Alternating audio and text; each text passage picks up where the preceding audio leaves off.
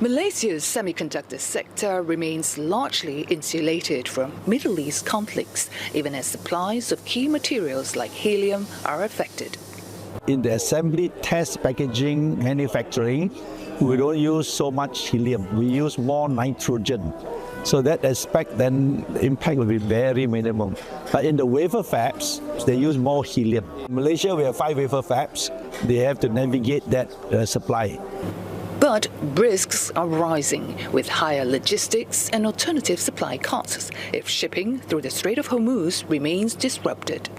If it prolongs for another couple of months or so, I think the inventory will probably be depleted. So the issue is more of how quickly can you get the supply, what is the lead time, and how can you then use your supply effectively. While the industry is considered resilient thanks to a mature ecosystem built over 50 years, boosting productivity will be key to weathering these challenges. First of all, you have Iran conflict, closure of the straits. Then you have rising oil prices. Then you have geopolitical tension is not ended, right? That has disrupted the supply chain. Then you have tariff.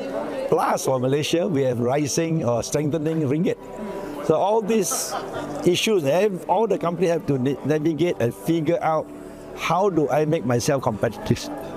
Malaysia aims to train 60,000 tech engineers and attract $125 billion in investments to move the industry up the value chain into integrated circuit design.